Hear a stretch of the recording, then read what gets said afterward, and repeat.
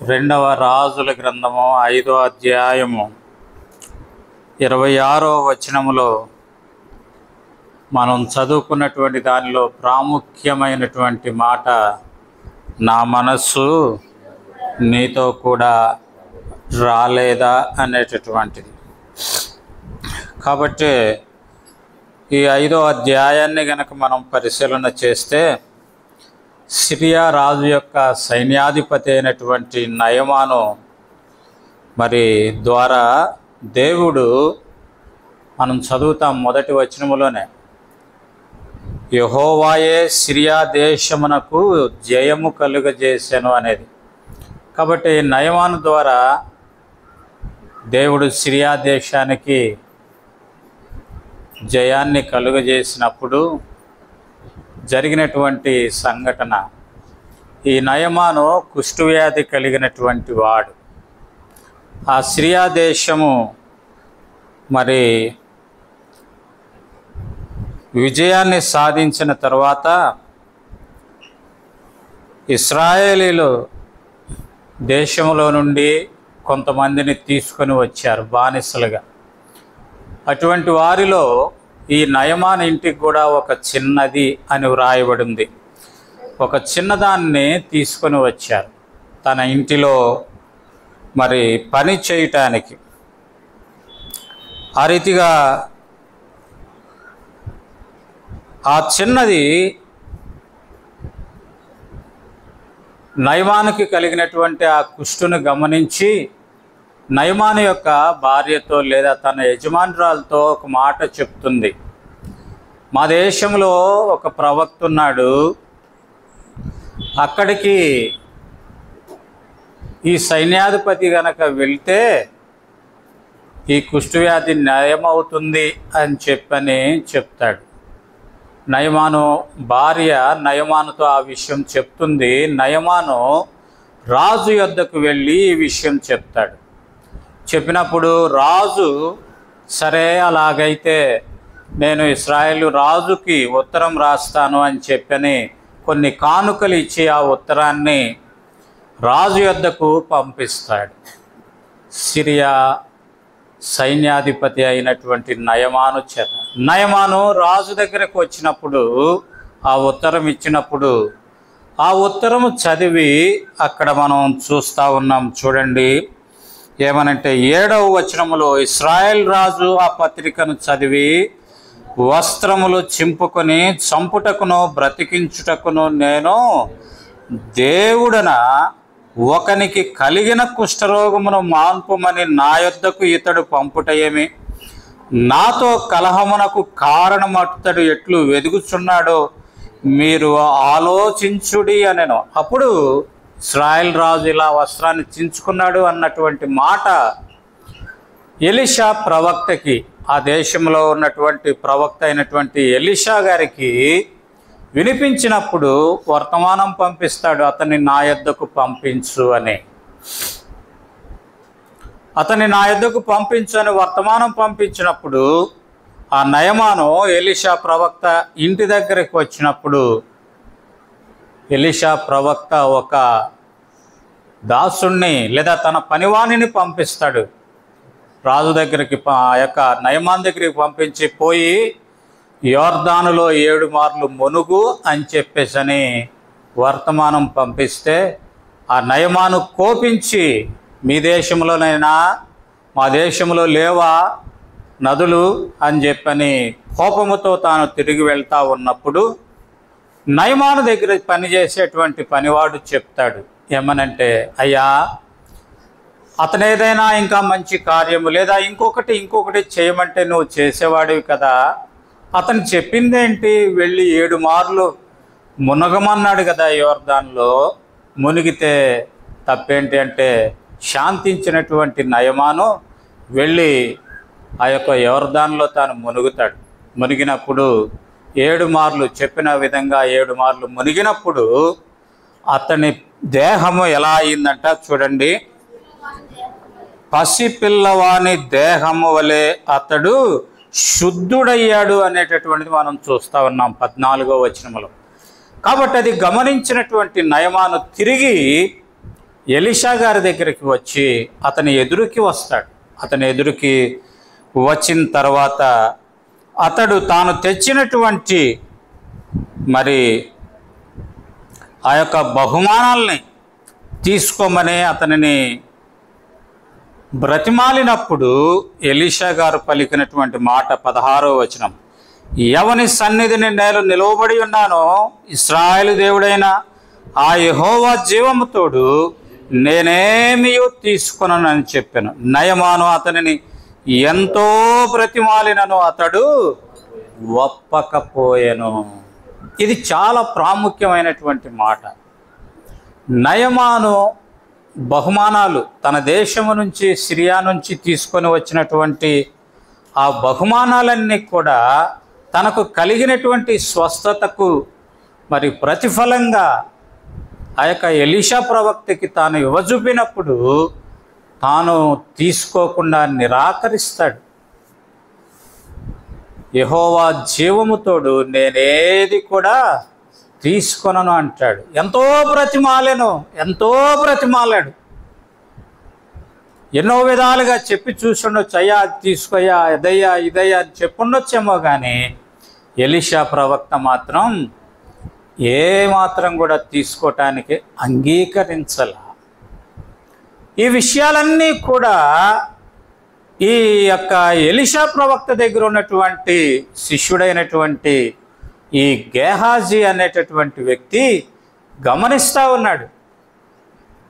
గమనించి అక్కడ మనం చదువుతాం చూడండి 20వ వచనములో, అంతటా దైవజనుడైన ఎలీషాకు సేవకుడగు గేహాజీ సిరియనుడైన ఈ నయమాను తీసుకొని వచ్చిన వాటిని అంగీకరించుటకు నా యజమానునికి మనస్సు లేకపోయాను, కానీ యెహోవా జీవముతోడు నేను పరిగెత్తుకొని పోయి అతని కలుసుకొని అతని యొద్ద ఏదైనాను తీసుకొందుననుకునేను. కాబట్టి తన యజమానుడైనటువంటి గేహాజీకి ఎలీషా గారికి లేనటువంటి మనస్సు గేహాజీకి వచ్చినట్లుగా మనం అక్కడ చూస్తూ ఉన్నాం. ఎలీషా గారికి లేనటువంటి ఆశ ఈ గేహాజీకి వచ్చినట్లుగా మనం అక్కడ గమనిస్తూ ఉన్నాం. కాబట్టి ఈ గేహాజీలో కొన్ని ఒక ప్రాముఖ్యమైనటువంటి ఒక 5 మాటలు మనం చూడటానికి ప్రయత్నం చేద్దాం. ఏంటిది అంటే, మొదటిది ఈ 20వ వచనంలో మనం చదువుకుంటూ వచ్చాం. ఎలీషా గారికి లేనటువంటి ఆశ లేదా లేనటువంటి మనస్సు గేహాజీకి వచ్చింది అనేది మొదటిది. అంటే గేహాజీకి ఆశ కలిగింది. అవన్నీ చూసేటప్పటికి, ఆ బహుమానాలన్నీ చూసేటప్పటికి చూడండి, అతడు తెచ్చినటువంటివి ఏమిటి అంటే మనం ఇక్కడ చూస్తాం చూడండి, మనం గమనిస్తాం 5వ వచనం, 5వ అధ్యాయం 5వ వచనమే, నేను ఇశ్రాయేల్ రాజునకు దూత చేత పత్రిక పంపించదనని ఆజ్ఞ ఇచ్చాను గనుక అతడు 20 మణుగుల వెండియు 1,20,000 రూపాయల బంగారును 10 దుస్తుల బట్టలను తీసుకొని పోయి ఇశ్రాయేలు రాజునకు పత్రికను కదండి. బంగారము, వెండి, బట్టలు అంటే రాజు పంపించేటటువంటి బహుమానం ఎలా ఉంటుంది, రాజు పంపించేటటువంటి బట్టలు ఎలా ఉంటాయి కదా, రాజు పంపించేటటువంటి బంగారం ఎలా ఉంటుంది కదా. రాజు పంపించేటటువంటి వస్తువులు రాజుకు తగినటువంటి రీతిగా ఉంటాయి. అయినప్పటికీ ఎలీషా వాటిని తీసుకునే దాని కొరకై తాను నిరాకరిస్తూ వచ్చాడు. అయితే గేహాజీకి ఏమైంది అంటే ఆశ కలిగింది. గేహాజీకి ఆశ కలిగింది. ఈ బైబిల్ రాసినప్పుడే అప్పటి దినాల్లోనే ఎంతటి బంగారం అంటే, ఎంత బంగారం అండి, 1,20,000 రూపాయల, అప్పుడు 1,20,000 రూపాయల బంగారం అంటే ఇప్పుడు ఎంత ఉంటుందండి? ఇప్పుడు ఎంత ఉండదు? ఉదాహరణకి చెప్తా ఉన్నా, 2003 సంవత్సరంలో 6 గ్రాములతో నేను ఒక ఉంగరం చేయించుకున్నా. ఎందుకో ప్రేరేపణ కలిగింది. 3,500 అది 3,500 రూపాయలు. అది 6 గ్రాములు 2003వ సంవత్సరంలో. ఇప్పుడు 2025వ సంవత్సరానికి వచ్చేటప్పటికి గ్రాము వచ్చి సుమారుగా 9,000 కదా. 6 గ్రాములు వచ్చి దగ్గరగా 60,000 రూపాయలు కదా. అంత వ్యత్యాసం ఈ కొద్ది కాలంలోనే ఏర్పడితే ఎన్ని సంవత్సరాలండి కదా. ఇప్పటికి ఎన్ని కోట్లు అయి ఉంటుందో దాని విలువ. అయితే అంతటి విలువ కలిగినప్పటికీ కూడా ఎలీషా తృణీకరిస్తే గేహాజీ ఆశపడ్డాడు. కాబట్టి మొదటి మాట గేహాజీ యొక్క ఆశ అనేటటువంటిది మనం చూస్తూ ఉన్నాం. రెండవదిగా 22వ వచనంలో చూస్తే అక్కడ ఏం చెప్తా ఉన్నాడంటే, నా యజమానుడు నా చేత వర్తమానము పంపి అనేటటువంటి మాట. పరిగెత్తుకుంటూ వచ్చాడు, చూశాడు, నయమాన్ దిగొచ్చాడు. దిగొస్తే గేహాజీ ఏమంటున్నాడు, అయ్యా నా యజమానుడు ఇందాక వద్దన్నాడు కానీ ఇప్పుడు మాకు బయట నుంచి అతిథులు వచ్చారు, వారి కొరకు తీసుకురమ్మంటున్నాడు అయ్యా. ఏం చెప్పాడు? రెండో మాట అబద్ధము చెప్పాడు. మొదటిది ఆశ కలిగిన గేహాజీ, రెండవ మాట అబద్ధమాడిన గేహాజీ. మూడవ మాట మనం చూద్దాం. చూడండి, మనం గమనిస్తాము అక్కడ అవన్నీ తీసుకొని వచ్చి వారు 23వ వచనం చివరిలో, వారు గేహాజీ ముందర వాటిని మోసుకొని పోయి మెట్ల దగ్గరకు వారు రాగానే వారి యొద్ద నుండి గేహాజీ వాటిని తీసుకొని ఇంటిలో దాచి వారికి సెలవీయగా వెళ్ళిపోయిరి అనేటటువంటిది మనం చూస్తా ఉన్నాం. ఎక్కడికి తీసుకొని వచ్చాడు? వారు ఉంటున్నటువంటి ఇంటిలోనికి, లేదా దైవజనుడు ఉంటున్నటువంటి ఇల్లు. కాబట్టి దైవజనుని దగ్గర తర్ఫీదవుతా ఉన్నటువంటి ఆ యొక్క సేవకులు వాళ్ళందరూ ఉంటున్నటువంటి ఆ ఇల్లు కాబట్టి, లేదా మనం దాన్ని దేవుని మందిరం అన్నప్పుడు, ఒకవేళ దేవుని మందిరంగా దాన్ని మనం పోలిస్తే దైవజనుడు తృణీకరించినటువంటిది తీసుకొని దేవుని మందిరంలోనికి తీసుకొని వచ్చి దాస్తే దేవుని మందిరానికి ఏం కలిగింది? అపవిత్రత కలిగింది. దేవుని మందిరాన్ని అపవిత్రపరచిన గేహాజీ. మూడవ మాటగా అపవిత్రత, దేవుని మందిరాన్ని అపవిత్రపరిచినటువంటి గేహాజీ. నాలుగవ మాట మనం ఇందాక చదువుకుంటూ వచ్చాం 26వ వచనంలో, అంతటా ఎలీషా నా మనస్సు నీతో కూడా రాలేదా గేహాజీ? అవన్నీ తీసుకోవటానికి పరిగెత్తినప్పుడు, వాటిని తీసుకొని వచ్చి ఇంటిలో దాచినప్పుడు నా మనస్సు నీతో లేదా గేహాజీ అని ఆవేదన చెందినటువంటి ఎలీషా. కాబట్టి నాలుగవదిగా ఆవేదన చెందిన ఎలీషా లేదా ఆవేదన చెందిన దైవజనుడు అనేది మనం చూస్తాం.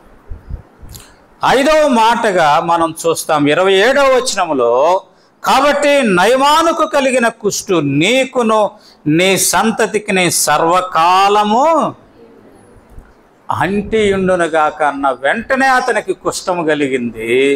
అతడు అక్కడి నుండి బయటకు వెళ్ళిపోయాడు. అవమానము పొందిన గేహాజీ. ఐదవ మాటగా అవమానము పొందిన గేహాజీ. కాబట్టి ప్రియమైన సహోదరుడా, ప్రియమైన సహోదరి, మనం ఏదైనా తీసుకునేటప్పుడే కానీ, మనం ఏదైనా చేసేటప్పుడే కానీ, అందుకే మనం చెప్తాం ఏమనంటే దేవుని చిత్తమా కాదా అని. దేవునికి ఇష్టమైనదా కాదా? దైవజనుడు ఇది చేయమన్నాడా లేదా కదా. మనం దేవుని ఇంటిలో కూడా మన ఇష్టానుసారం ప్రవర్తించడానికి లేదు. ఏదైనా మనం దేవుని సేవకుని అడిగి కదా. మనం ఉదయాన్నే వస్తాము, ఒకవేళ ఎవరైనా వచ్చిన పనుల్లో సహాయపడే వాళ్ళు వచ్చినప్పుడు ఏం చేస్తాడు, దైవజనుడు వచ్చి ముందుగా ప్రార్థన చేస్తాడు. ప్రభా ఇదిగో ఈ పని చేయబోతా ఉన్నారు, లేదా సేవకురాలే కావచ్చు, ప్రార్థన చేస్తారు, ఈ పని చేయబోతా ఉన్నాం, నువ్వు సహాయం చేయి. కాబట్టి దైవజనుడి యొక్క అనుమతితో కదా, దైవజనుడు తిరస్కరించిన దానిని స్వీకరించిన కారణం చేత ఈ గెహాజీకి కలిగినటువంటి ఆశ కారణం చేత అతడు పొందినటువంటి నష్టం ఏంటిది అంటే, అతడు పొందిన నష్టము నయమానికి ఏ కుష్టు అయితే వదిలిపోయిందో అదే కుష్టు నయమానికి వచ్చింది, గెహాజీకి వచ్చింది. ఒక్క గెహాజీకేనా అంటే చదువుదాం, అక్కడ ఏం రాయబడింది అంటే, నీకును నీ సంతతికి సర్వకాలము. రెండవదిగా అతనికి మాత్రమే కాకుండా అతని సంతతికి సర్వకాలము. ఎంత గొప్ప నష్టం అండి. గెహాజీకి వరకు వచ్చు, అతనితో అది పోతే బాగుండు, కానీ అతని సంతతికి ఏం తెలుసండి ఈ పాపం కదా. కనుక మనం గమనించుకోవాలి, అనేక పర్యాయాలు మనం చేసేటటువంటి పనులు మన తదనంతరం మన బిడ్డలు.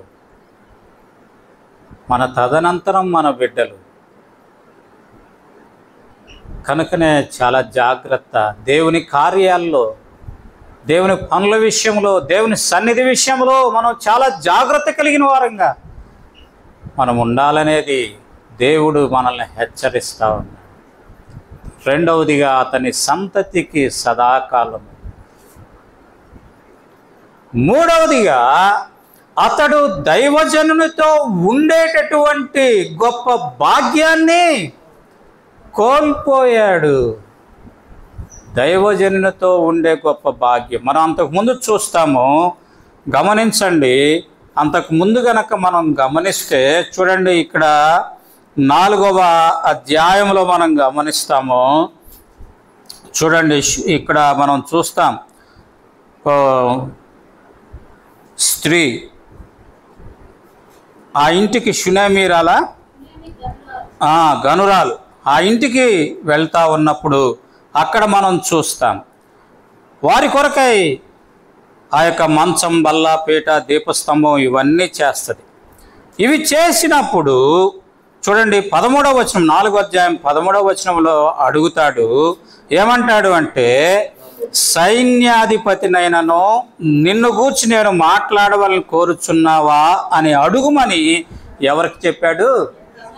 ఓ గెహాజీ, షునేమీరాలతో మాట్లాడు. ఒకవేళ మా యజమానుడు దైవజనుడు నీకేమైనా చెయ్యాలని నువ్వు ఆశపడతా ఉన్నావా అంటే ఆమె చెప్పింది, తనకు బిడ్డలు లేని విషయం అవన్నీ చెప్పింది. ఆ తర్వాత మనం చూస్తూ ఉన్నాం, చూడండి, ఆ అమ్మాయి ఆ బిడ్డ చనిపోయినప్పుడు మరలా ఆ విషయం షునేమీరాలు వచ్చి దైవజనంతో చెప్పినప్పుడు చూడండి 26వ వచనములో ఆమెను ఎదుర్కొని పోయి, గెహాజీ అదుగో అప్పుడు మనం బిడ్డ కావాలంటే మనం చెప్పామే, ఆ బిడ్డ క్షేమంగా ఉన్నాడేమో లేదో పోయి అడుగు అని గెహాజీతో చెప్పాడు. పోయి గెహాజీ అడిగాడు.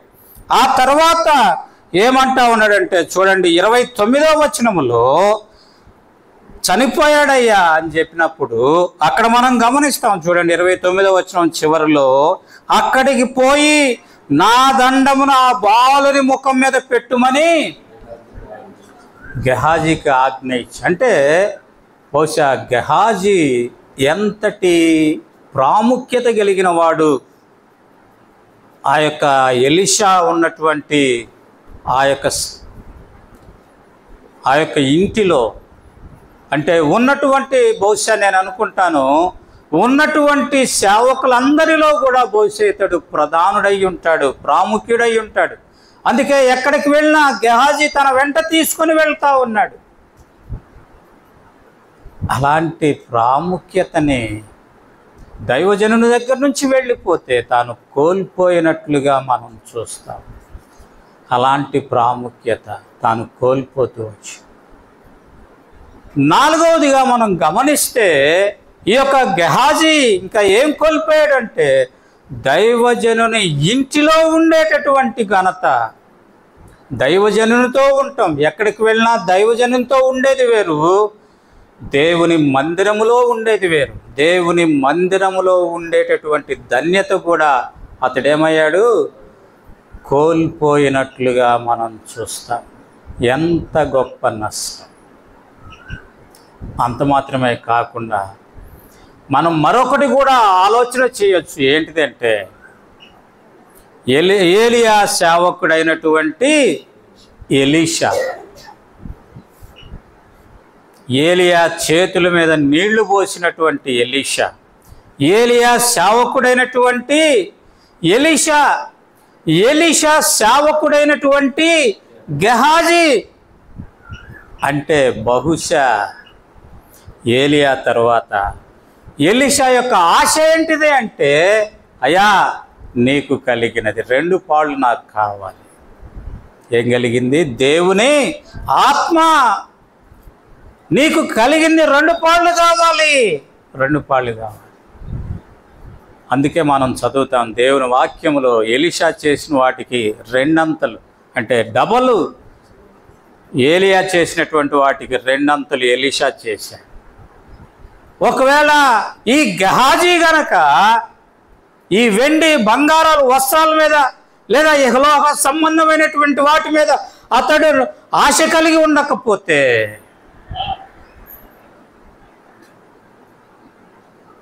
ఏలియా తర్వాత ఎలీషా ఎట్లాగో, ఎలీషా తర్వాత బహుశా గెహాజీ అలానే దేవుని వాక్యములో వ్రాయబడి ఉండేదేమో కదా అండి. ఎలీషా లాంటి ఆత్మ గెహాజీ కూడా కలిగి ఉంటే బహుశా దేవుని వాక్యములో గెహాజీకి కొన్ని అధ్యాయాలు లిఖించబడి ఉండేవేమో. 5 అంతల నష్టాన్ని ఈ గెహాజీ పొందినట్లుగా మనం చూస్తాం. కనుక ప్రియమైన సహోదరుడా, ప్రియమైన సహోదరి, దేవుని దాసునికి విరుద్ధమైనటువంటి మనసు దేవుని దాసునితోనే ఉన్నాడు. దేవుని దాసుడు చెప్పినటువంటి మాటలు పనులు చేస్తూ ఉన్నాడు. దేవుని దాసుడు ఎక్కడికి వెళ్తే అక్కడికి తాను వెళ్తూ ఉన్నాడు. దేవుని దాసునితో కూడా ఆ ఇంటిలోనే తాను ఉంటా ఉన్నాడు. కానీ ఎలీషాకు కలిగిన మనస్సు గెహాజీకి లేదు, గెహాజీకి లేదు. ఎలీషా మనస్సు దైవికమైనదిగా ఉంటే గెహాజీ మనస్సు ఇహలోక సంబంధమైనది. అందుకే మనం చూస్తాం రండి, మొదటి పేతురు పత్రిక మనం చూస్తాం. ఇక్కడ పేతురు గారు చక్కగా చెప్తా ఉన్నాడు. ఏమనంటే మొదటి పేతురు పత్రిక 14-16 వచనాలు కలిసి ఉన్నాయి, చదువుదాం. నేను పరిశుద్ధుడై ఉన్నాను గనుక మీరును పరిశుద్ధులై ఉండుడని వ్రాయబడి ఉన్నది. కాగా మీరు విధేయులకు పిల్లల వలె మీ పూర్వపు అజ్ఞాన దశలో మీకుండిన ఆశలను అనుసరించి ప్రవర్తింపక. వేటిని అనుసరించి? మీ పూర్వపు అజ్ఞాన దశలో మీకుండిన ఆశలను అనుసరించి కదా. అనేక పర్యాయాలు దేవుని మందిరానికి వస్తాం, నేను కూడా మారు మనసు పొందానని చేతులెత్తాం. తర్వాత దేవుని సేవకుని దగ్గరికి వచ్చి అయ్యా నాకు కూడా బాప్తిస్మీ అంటాం, బాప్తిస్మం కూడా తీసుకుంటాం, ప్రభువుల్లో చేయి వేస్తామే. కానీ అనేక పర్యాయాలు మన పూర్వపు అజ్ఞాన దశ మనం మారకుండా ఉన్నప్పటి ఆ యొక్క కోరికలే ఇంకా మనలో. అందుకే రండి చూద్దాం, ఈ యొక్క కీర్తన గ్రంథము ఒక మాట మనం చదువుకుందాం. కీర్తన గ్రంథము చూడండి, 78వ అధ్యాయము. కీర్తన గ్రంథము 78వ అధ్యాయము.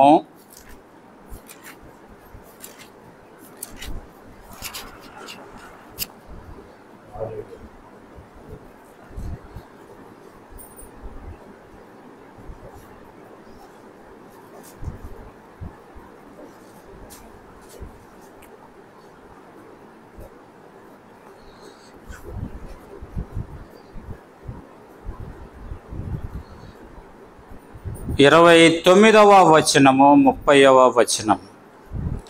వారు కడుపారా తిని తనిసిరి, వారు ఆశించిన దానిని ఆయన అనుగ్రహించెను. వారి ఆశ తీరక ముందే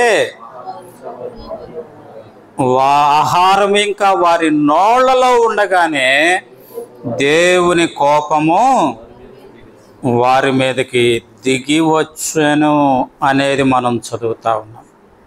ఎందుకు అంటే ఇక్కడ మనం చూస్తూ ఉన్నాం. చూడండి 18వ వచనం, ఇదే అధ్యాయము చూద్దాం. వారు తమ ఆశ కొలది ఆహారమును అడుగుచు తమ హృదయములలో దేవుని శోధించిరి. ఈ అరణ్యములో దేవుడు భోజనం సిద్ధపరచగలడా అనుచు వారు దేవునికి విరోధముగా మాటలాడిరి.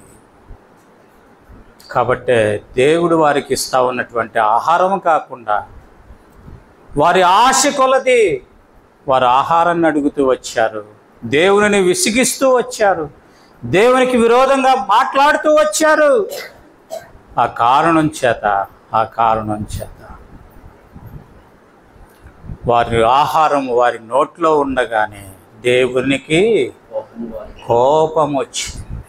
దేవునికి కోపం. కనుకనే ప్రియమైన సహోదరుడా, ప్రియమైన సహోదరి, ఈనాడు మన ఆశ ఎలా ఉంది? దేవుని పక్షంగా నీవు నేను ఎటువంటి ఆశ కలిగిన వారంగా మనం ఉంటా ఉన్నాం? దేవుని పక్షంగా లేదా దేవుని సన్నిధిలో మనం ఎటువంటి వైఖరి కలిగిన వారంగా మనం ఉంటా ఉన్నాం? దేవుని సేవకునికి విరుద్ధమైనదా? దేవుని సన్నిధికి విరుద్ధమైనదా? దేవునికి విరుద్ధమైనటువంటిదా? అందుకే మనం ఒక మాట చూద్దాం. చూడండి, దానియేలు గ్రంథంలో 5వ అధ్యాయము. దానియేలు గ్రంథం 5వ అధ్యాయము.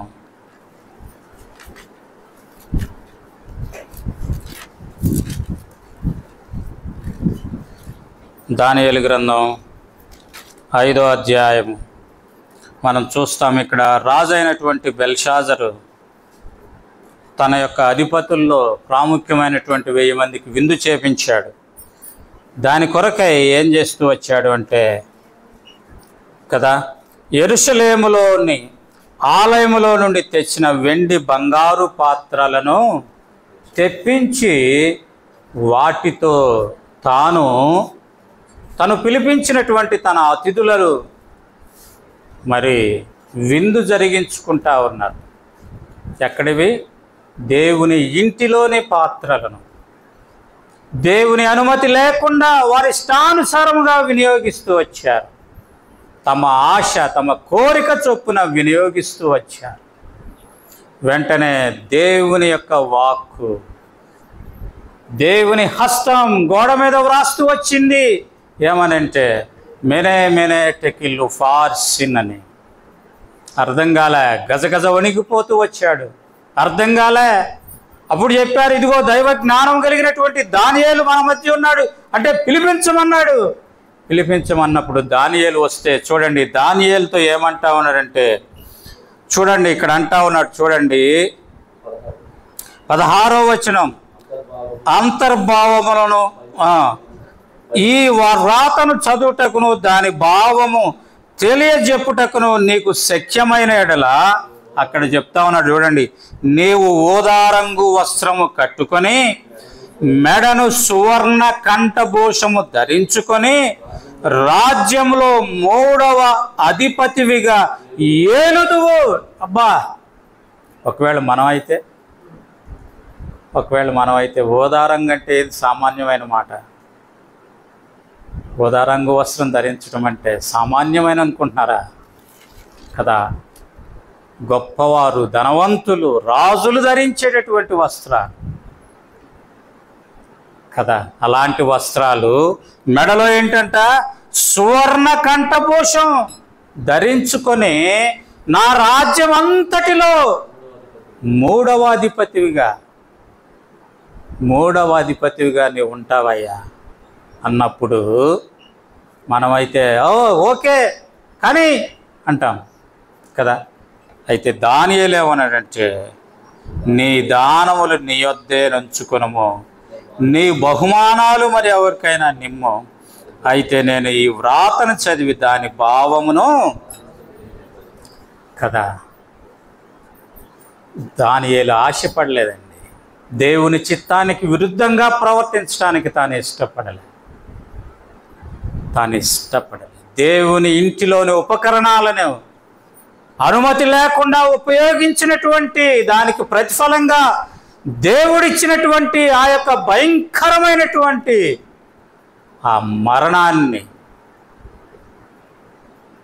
ఆ రాజు, ఆ శాపగ్రస్తమైనటువంటి ఆ రాజు ఇచ్చేటటువంటి బహుమానాన్ని తీసుకోవటానికి ఇష్టపడలే. అంటే దాని అర్థం ఏంటిదంటే, దేవునికి విరుద్ధంగా ప్రవర్తించడానికి లేదా దేవునికి విరుద్ధంగా దేవుని ఇంటి ఉపకరణాలను ఉపయోగించటానికి దానియేలే మాత్రమే కానీ ఇష్టపడలే అనేటటువంటిది మనం అక్కడ గమనిస్తాం. కనుకనే ప్రియమైన సహోదరుడా, ప్రియమైన సహోదరి, మన ఆశ, మన కోరిక ఎట్లా ఉంది కదా? ఎట్లా ఉంది? కొన్ని పర్యాయాలు దేవుని సేవకుని అనుమతి లేకుండానే దేవుని ఇంటిలో నుండి ఉపకరణాలు మనం తీసుకుని వెళ్తాం, మన ఇష్టానుసారంగా ఉపయోగిస్తాం. జాగ్రత్త. కనుక సమయం అయిపోతూ ఉంది కాబట్టి నేను ముగిస్తూ ఉన్నాను. ప్రభు చిత్తమైతే వచ్చే వారం కొనసాగిద్దాం. కాబట్టి ఇక్కడ మనం గమనిస్తూ ఉన్నది ఏంటంటే, దైవజనుడు ఇష్టపడనిది, దైవజనుడు కాదు అన్నది ఇష్టపడిన కారణం చేత గెహాజీ 5 అంతల నష్టాన్ని పొందుతూ వచ్చాడు. దేవుని ఇంటిలోని ఉపకరణాలు దేవుని అనుమతి లేకుండా ఉపయోగించిన కారణం చేత ఆ రాజు మరణించాల్సి వచ్చింది. కనుకనే ప్రియమైన సహోదరుడా, ప్రియమైన సహోదరి, ఎలా ఉంది మన జీవితం? ఎలా ఉన్నాయి మన జీవితం? మన ఇష్టానుసారముగా ఇహలోక సంబంధమైనటువంటి ధనానికి, ఇహలోక సంబంధమైనటువంటి వెండి బంగారాలకి ఒకవేళ ఆశపడతా ఉన్నావేమో, జాగ్రత్త. అందుకే ప్రభు అన్నాడు, పేతురు రాసినటువంటి మొదటి పత్రికలో అంటా ఉన్నాడు, అజ్ఞాన దశలో ఉన్నటువంటి ఆశలను అనుసరించి నడవకుండా అంటా ఉన్నాడు.